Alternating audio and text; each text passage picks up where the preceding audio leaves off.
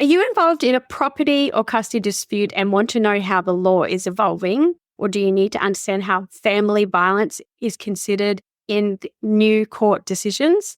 Well, today is a great episode for you because we're going to be talking about the new changes to the Family Law Act that have just been passed in Parliament. Welcome, Mum. Hello, Laura.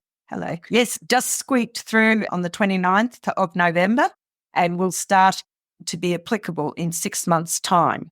Before we start, though, just a reminder to everyone that this is just an introduction to the changes that are coming in. We'd only just came out. We're all very excited about it and we wanted to share it with you. But please go and speak to your lawyer about these new changes and how it's relevant to your case. Hello, I'm Laura Furiosi, divorced mother of 3, and I'm here with my mother, Lynette Galvin, with 35 years' experience in family law. You're listening to the Divorce Course podcast. Through our candid discussions, we hope to help you through your divorce or de facto separation. We will be answering the most commonly asked questions and covering the stages and steps that you will face on your way to freedom. Mum, can we just have a quick chat before we get into the nitty-gritty of these changes and why it's important and why people should be aware of these new changes? Yeah. Well, they're significant changes, Laura. I think the biggest change to the Family Law Act that I've seen since the early 1980s, and it features aspects such as family violence and how it impacts on people's contributions. It also talks about wastage and financial abuse. So those issues have never really been mentioned before in family law. So anyone who's listening to this, who is either going to mediation or going to court in the near future, needs to think about their arguments in terms of the new legislation, because if they go before the court after that, the 6-month period is up, which is probably end of May, then the court will be applying this legislation. Is there a possibility that the court could apply this legislation before May? Yeah, well, isn't it interesting? So a lot of the things that are now going to be explicitly set out in the Family Law Amendment Bill, number 2, I think it's called, 2024, were around, but only with case law. So things like whether violence affected your contributions. If the other person's violence made your contributions harder, that was a case called Kennan's case. Then there's another aspect in here too about pets as well. But yeah, I think a lot of the law was around, but it's being made to be more explicit. And wastage was also another thing that is going to now be said in, and the court must consider each of these things. Okay. So we're going to outline the majority of the property ones, and we are going to talk about the pets as well. And then we are going to touch on contact centres and information as well. But let's get into it then. Yep. So in the property reforms that have been voted to come through, Yes. And before they come into play, apparently it was defining family violence, but didn't include economic and financial abuse. But these new changes expands the definition of family violence to include economic and financial abuse, such as controlling finances or withholding financial support. So, Mum, can you just do a brief little explanation of what economic and financial abuse is? And then we'll talk about some examples and how this can work for people who are seeking, help. So earlier this year, the court expanded the definition of family violence to include coercive control and other things, as we all know. They've gone a little bit further now to talk about financial control, but also it looks like in the actual legislation itself, they are going to look at the impact of family violence on a person in a relationship, including financial abuse, now coercive control, and the extent to which it affected them. Like this is Kennan's case, only they must consider it now. And it is to be expected that there will be percentage adjustments in favour of the victim of family violence throughout the marriage. So basically they've popped in economic and financial abuse. It wasn't there before. And then they're saying they're going to look at economic and financial abuse when it comes to property, but they're also going to look at just family violence as a whole. So we'll talk about that in a minute. But what kind of economic and financial abuse would people be experiencing now that the courts are going to go, well, actually, that's family violence? Okay, so during the relationship, there's that financial control. And I think everyone is aware that it really is family violence, and they should, and if anyone listening has that happening to them where they don't have autonomy with their money, that's family violence. What's happening with this legislation, though, is the court is able to look at what other behaviours constitute family violence. And for instance, if you're someone whose house is sold, right, and there's money in a trust account somewhere, and your ex won't let you take some out to live on, even if you have offered them the same, that if they just stand their ground and make you have to go to court, the court now can make a finding that their failure to let you have that money was domestic violence, family violence, because it was financial abuse. So we should see almost an end. Now, am I being too Pollyanna here? But maybe we'll see a reduction in the number of times our people who have to go to the court to force the other person to let them have some of their own money. I'm hoping that those interim cost orders sort of things will go by the wayside, unless there's a genuinely held contention that the person wouldn't get that much anyway. Okay, so we have to unpack a lot of that because you've said a lot of I want orders and stuff. I know you're very excited. So basically, at the moment, before these changes come in, they're saying if, like you said, they're withholding money or they're like making you struggle financially when there's absolutely no need to. The only way they can, at the moment, get that sorted is by going to court. But if there is the threat that actually your behavior is showing this, you are literally perpetrating family violence by doing this, it is going to cost you when you get to court. They may not do it because that's the next bit that we're going to talk about. Act requires the court to consider financial and non-financial contributions. So the old one does, but it doesn't take into consideration family violence and the impact of it. But the new change that's come in that has been voted and they've all agreed to it says courts are now required to consider the effects of family violence on the parties' contributions and future needs. So can you explain first how, like we know how, but how are they seeing it that that family violence can affect financial and non-financial contributions? I think it's been a lot of lobbying on behalf of people who've been seeing, you and I have seen it every day. Yeah. And so the way that if you have to go to court to get money out of a trust account that's rightfully yours when there's no reason for you to not have it, and they go and fight you on that, then the court can see for itself that's family violence, financial control. And when it comes to the final hearing, the impact will be that the percentages are more in favour of the victim and drop towards the perpetrator. And so in our episodes for the last 3 years, you've had to say, I'm really sorry, but no, if there's been family violence, it doesn't affect your property, not really. Kenneth's case hardly being used. But now you're saying, pretend I'm a listener and I'm going through family violence. It is horrible. Yeah. They're not paying child support. They've frozen me out of bank accounts. I'm living on nothing but baked beans. And my children are suffering. Like I don't know, I can't afford to pay their school fees. I can't pay the mortgage. How would that work for someone now? Okay, so if the other person in the relationship has money or has the power to let you get some of your money and they don't, then that is family violence. That's something that will ultimately cost them at the end of the day when you go to court. In percentages, it'll be in dollar values. Do you know what, Laura? I hope that this will act as a brake on people who might be trying to just abuse their ex by not letting them have money. Just like when, because the Family Law Act and Property Settlement now has a look at the percentage care of the child as one of the factors, and look how people have embraced the 50-50 care in an effort to keep the percentage high for them. I hope that those sorts of people will be just as careful to not commit any financial abuse or family violence post-separation or even during the relationship for fear that they'll lose out at the end. Yeah. Because it comes down to this no-fault divorce, right? Before the Act came in 1975, there was the Matrimonial Act in 1939, and it was a terrible act, and you had to prove desertion, cruelty, or whatever. This legislation came in 1975, implemented 1976, and it always has been on the basis that we don't need people to drag through their history. It's a no-fault divorce.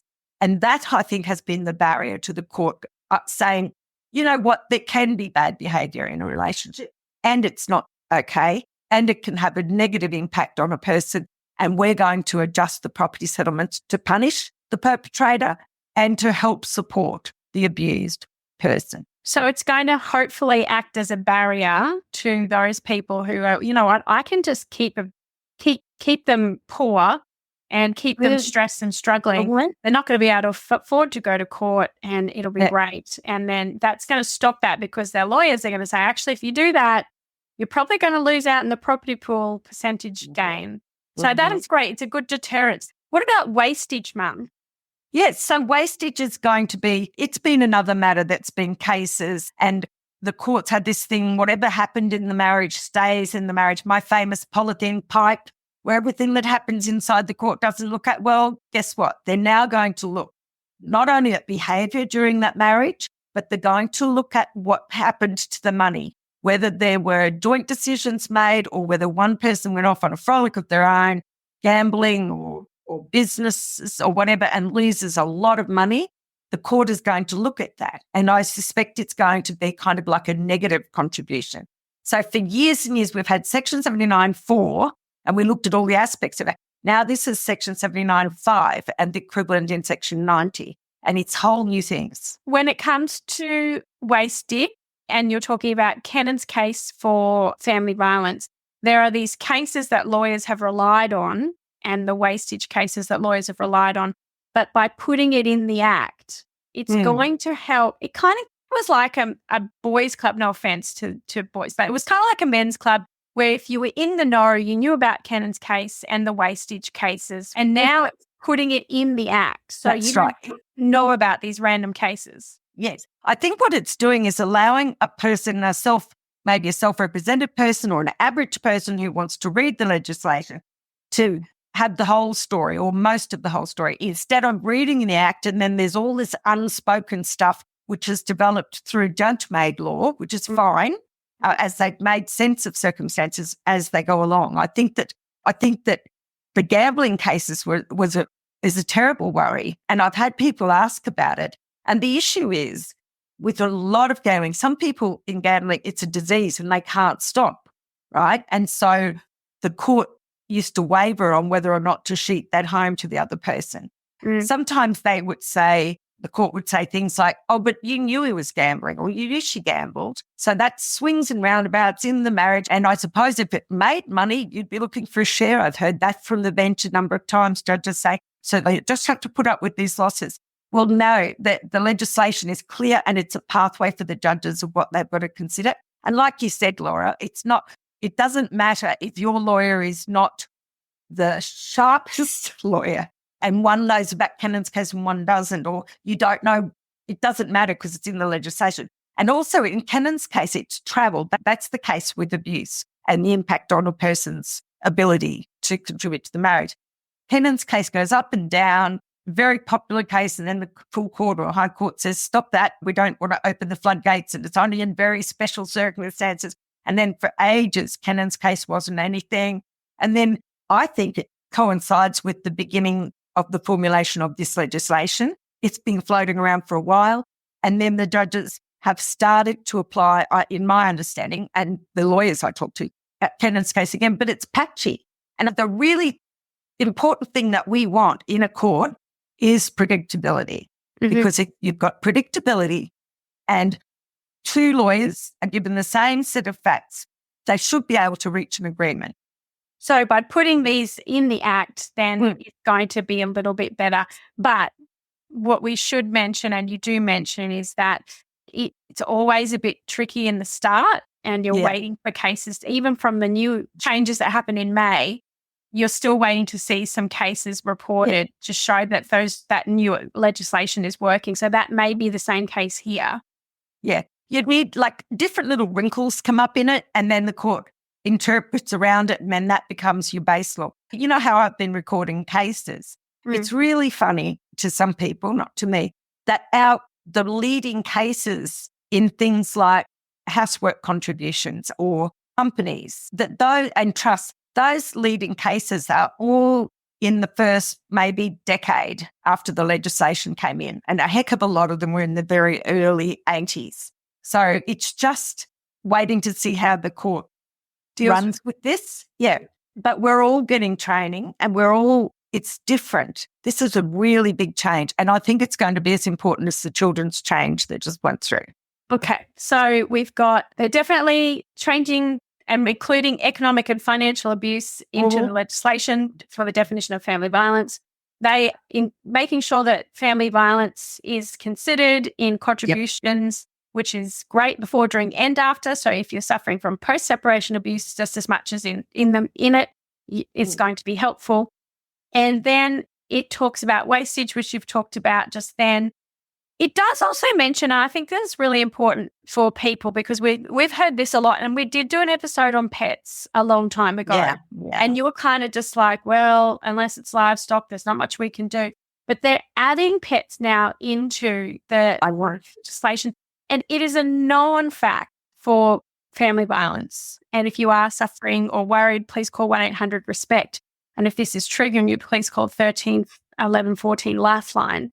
But family pets, mum, can sometimes be harmed, or kidnapped or dog-napped or doom it. So it hasn't had any mention of it in the Act, but the new change is going to have provisions for the treatment of these animals and focusing on whether there should be exclusive ownership or the sale of that pet. So can you tell us a little bit about that? Well, I think it's come about because pets are often used to threaten a person with violence, or injury to a pet is violence to a person. And so often someone will get the animal, keep it, they don't really like it, but it's their way of continuing to impose coercive control on the other person in a relationship. So the court hasn't said, we'll do it week on, week off, or every second weekend, hospital health. They don't make orders like that, but they will make an order as to who owns it. And they'll be looking at, among other things, whose name the dog's registered in, but it won't be determinative. Who's mostly had the care of the dog, with whom the dogs or cats lived the most, and whether one of the people who are interested in the dog has committed family violence. That will probably kick them out of being able to have the animals. I also saw mention of the relationship the children, if there are children, the relationship children have with the animal as well. Yeah. And isn't that disgusting that people, and I've seen it so many times, and it's only if the dog or cat is worth a lot of money as breeding stock that we used to be able to deal with it. So it'll be interesting now if they say, what is the pet worth? But yeah, I'm pleased. And they're also, for the first time ever, Laura, talking about with future needs for the custodial or the person who ends up with the kids, considering their need to have a house for the children. So that's a big, quiet one, but it's a big one. And I suspect that there will be a lot of cases now going on forward. That's great. So that's in the property part of the new changes. Yes, because often you'll have somebody wants the house sold, someone desperately wants to keep the house, and the court has to make a decision between them. I think by the legislation showing clearly that if a person wishes to continue living in the house with the children and can afford to do so, can afford to pay the other person out, then they could be forced to take that option, because that's another form of family violence. Is I want you to sell the house. Yeah, so many times. I really want to keep the house. I can afford to keep the house, but my ex is demanding that we sell it and sell everything and then just divide it up. So this is going to be great. Now, I'm mindful that we're going to touch on a couple of other things, and I know you're really excited about the psychology stuff, but let's quickly just touch on really fast. And there are many other changes that we're not going to cover today, but we will, in individual episodes, we'll cover the new changes for the Property Act. But there's children contact centres. Now, contact centres are where children can go in a safe environment, usually to see a parent who maybe is considered a bit of a risk or a risk. Or until it's proven that they're not a risk. Yes. So contact centres have been around forever, but they acknowledge that there is no framework. There's no regulatory checks or balances. Anyone can do it. So contact centres really didn't come into play. I don't think I'd even heard of them till about 1991, 92.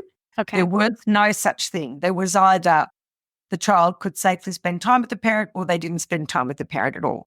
And contact centres were usually run by community groups, no funding. I know that I don't know if you remember that I used to photocopy and print their colouring in books for kids when they were there. They just were really running on shoestrings. Since then, there's been a proliferation of contact centres, and some have been really good and some maybe not so good. And we do hear horror stories, but there has been absolutely nothing to be done about it because anybody really could set up as a contact centre. So this regulation is welcome. There's going to be a whole swathe of changes, but it should just make for a more even, fair experience for everyone using it. There should be not so many who seem to be aligned with one point of view or another. It should be more neutral, hopefully. So they're going to have accreditation moving forwards, and they also have a really important part of the changes for the contact centre. I don't know if anyone's listening that has experienced this or is considering going to a contact centre because they have experienced family violence and they are nervous about their ex or there is trouble going on. There was an issue with safety of information through the contact centres, and there were lots of horror stories, wasn't there, Mum, about people finding out where the other person was going to be or what they were doing or what they're up to. So they're going to be putting some systems in place to keep information safe for the other person. Yeah, and the contact centres will have to adhere to those restrictions, which is good news.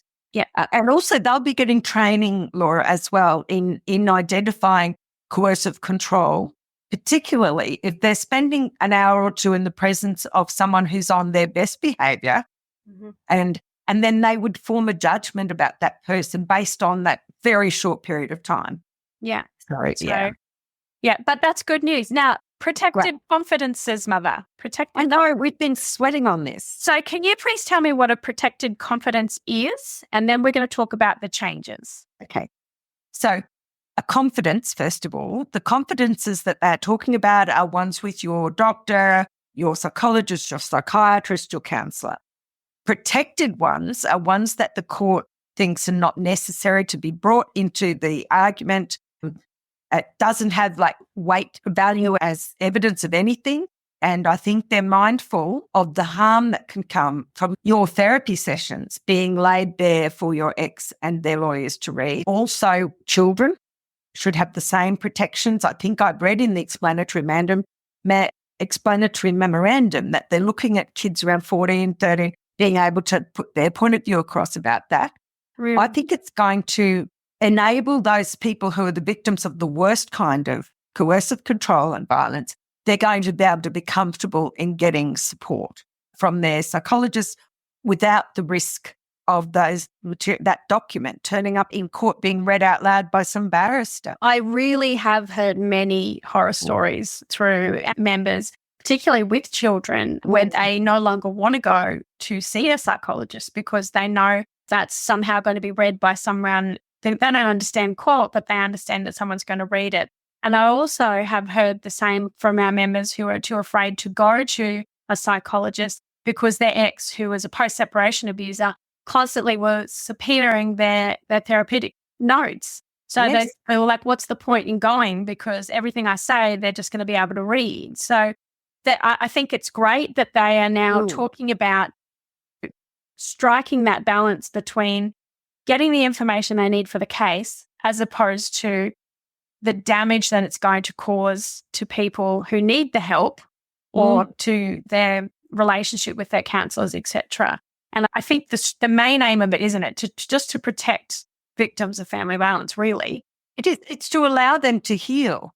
If you can't tell your therapist everything, or if you can't tell your therapist anything about what your ex did because he's going to read it or she's going to read it, then you're not really going to get all of the help that you need. And some therapists will be very spare with their writing and not make very detailed notes. But I was speaking to a group of psychologists the other day, and they have their own obligations about how much they record. So there's that balance. And it was essentially, yes, you've been a victim of family violence, go and get some counselling, but you can't get counselling really, because the person who was the abuser will be able to read that and use it against you again.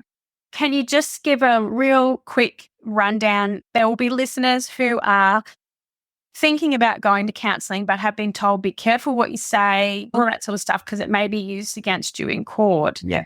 What do you say to those people now with these changes when they come in halfway through the year? Yeah, I'm hoping that this will mean you can speak your mind at your counselling sessions.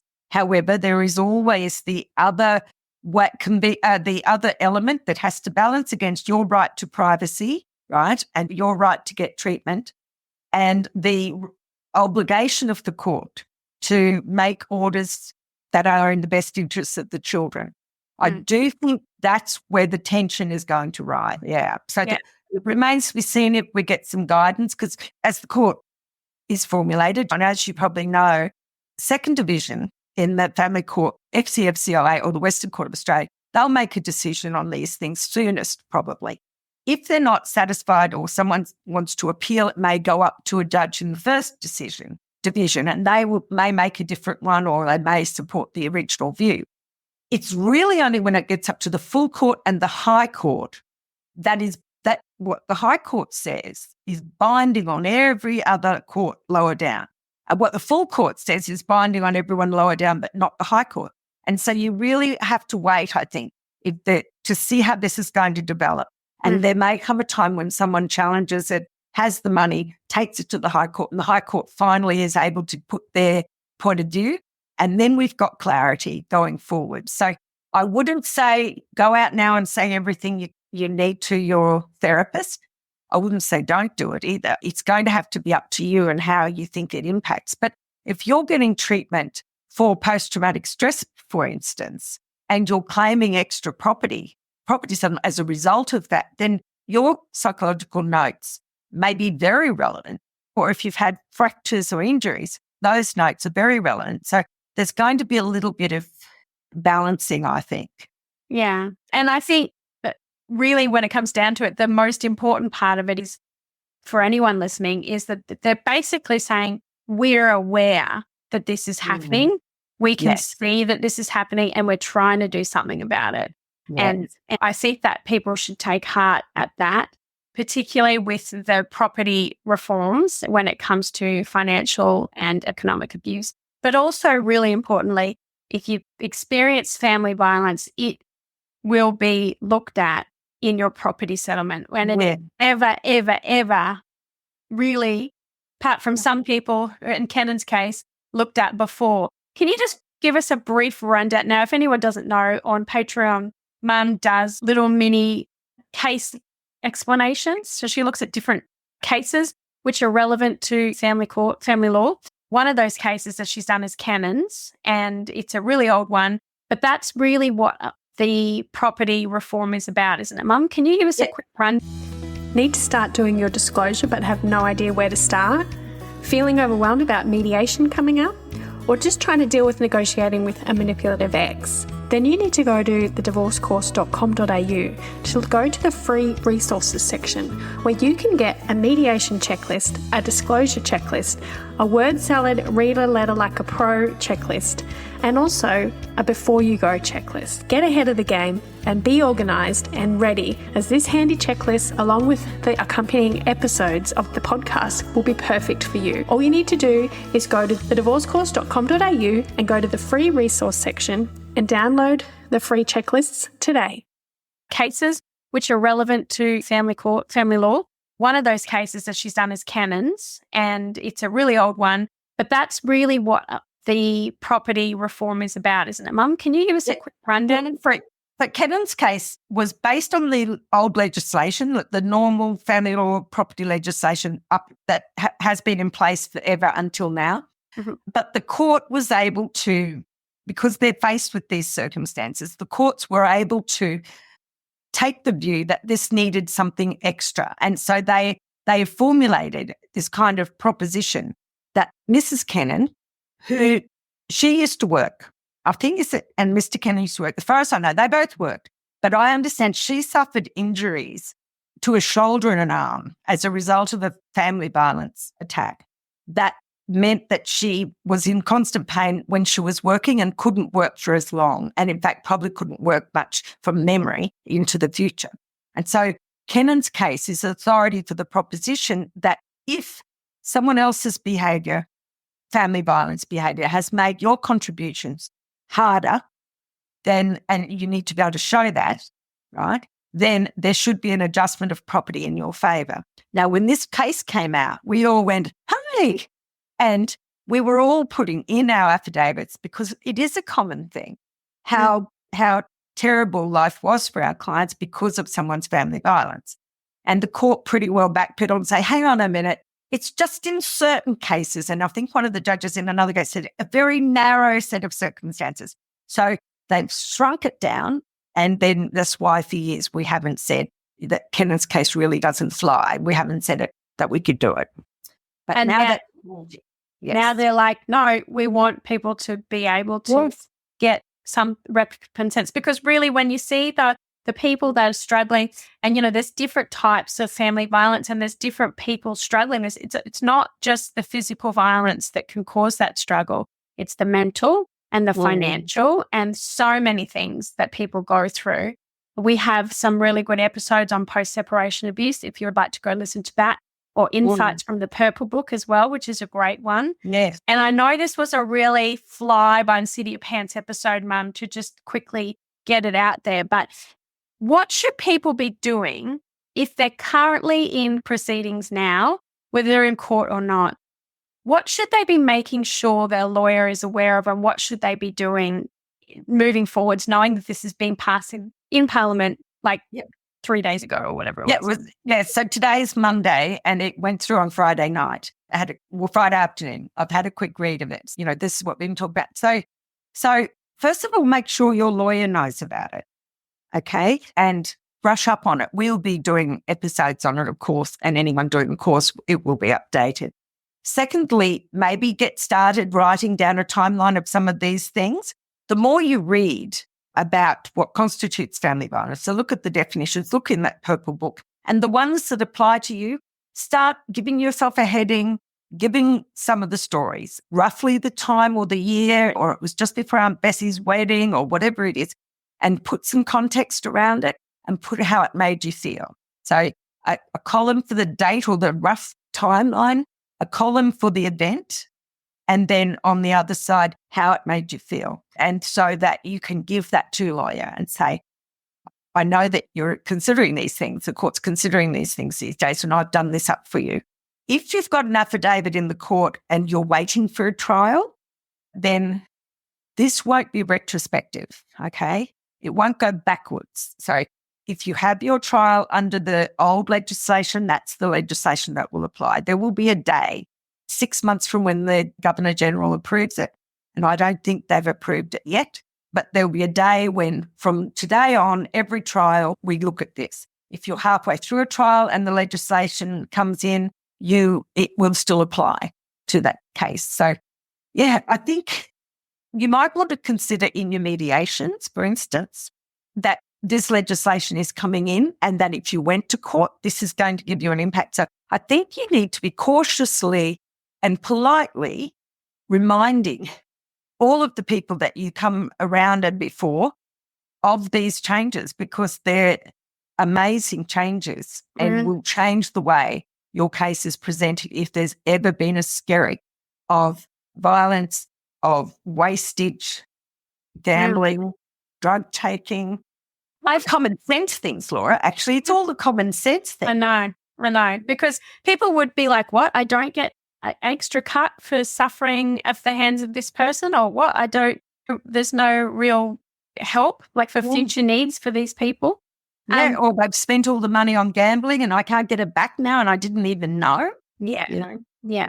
So these people, Mum, they're going to take this to their lawyer. They can download it from the show notes, take it to their lawyer and say, are you aware of this?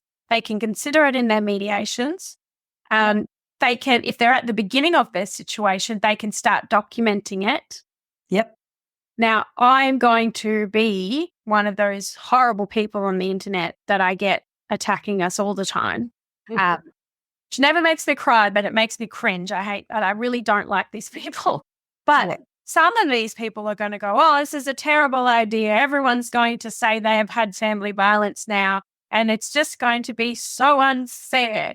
So, Mum, do you see the court just willy-nilly saying, oh, yeah, okay, just because they said family violence, then that must be family violence? Or is there a level standard of proof that will have to occur? I believe that the court they have to consider it, but the level of weight they give to those things is in the discretion of the judge.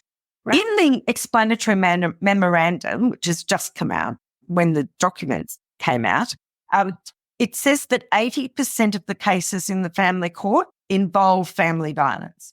And I often quote an old family law judge, and he said this back in 86, 87. He said, you only end up in court if one of you is unreasonable. I think what he was trying to say is you only end up in court usually if there's a victim or if there's a perpetrator who won't let go. Yeah. I reckon there are legitimate cases where you don't know which way the court might go and it's worth a try to see what the percentage split is. But a lot of them, there's no reason why they haven't settled except that someone's enjoying it too much. Mm. So really, if you feel like this is relevant to you, your homework is to, like Mum said, document it, have a timeline and have that information. And I know that for a lot of you, you say it's so hard in the moment while you're suffering and, wondering where the next dollar is going to come from or being afraid for your safety in itself. You don't have time to sit down and write in a diary or a computer what's what. So just be mindful. And there is a thing called the ARC app where you can document the violence as it occurs or the abuse, and you can take photos and it'll put it all in a document for you. Then you can chuff it off to your lawyer. Or you can use the Empower Me app by the New South Wales Police as well. That also is a recording of it. Also, I think it's very hard for you. You're going through hell and yet you're going to have to cast your mind back to the early stages. Very, very detrimental to you. So I think what I would say to people is start in the middle. If you can just get a Word document, put a graph, put a table in and put a couple of things in as they happen or that occur to you. And you said, Laura, if you're at the beginning of the journey, you can apply this legislation to you. But really, people who are halfway through should go through this legislation with their lawyers and apply it to their case and get the evidence in before the court of these new things that the court's going to now consider. And there is a really good episode about communicating coercive control through your affidavit. If you want to go and listen to that one, Mum talks through some really good points on how to do that. So go and listen to that. But of course, everybody's situation is different. Of course, we don't know how this new act is going to fall when it comes to how the judges react to it. And like Mum said, we're not going to really know any main cases until someone's got enough money to fight it all the way to the High Court and get some landmark cases. But the fact that I think I want everyone to take away today is that people are listening, change is happening, and look, if you're going to get a larger percentage of the property pool because of all the crap you've had to go through, then isn't that awesome? That's great. At least it makes it doing all that work worthwhile in the long run, and hopefully it will be a deterrent for your ex, if they are abusive, to wake up and smell the roses and realize that what they're doing to you is going to come back on them through court decisions. And if I can look even further into the crystal ball, if people change their behaviour, because those are people who are abusive and violent at home are often perfectly well behaved out in public. So they can control it. And if it means they have to control themselves in the home, then the children aren't exposed to as much subtle or overt family violence either. And maybe we'll get rid of the scourge in a couple of generations. Hopefully. I'm sorry, guys, that this was a real quick run through of some of the changes, not even touching on the superannuation disclosure and other things that are also mentioned in there. But it is important, I think, to just touch on it. We will be back with another episode. We'll be discussing things more in depth. We'll do an in-depth episode. But I just think that I can tell how excited you are by it. And you've so nerded up about it. It's so funny. Yes. And I have been speaking to some other charity agencies and they're getting excited about it. And I do think whilst it's not going to fix it and it's not going to stop it, it's definitely going to help the person going through it. Yeah.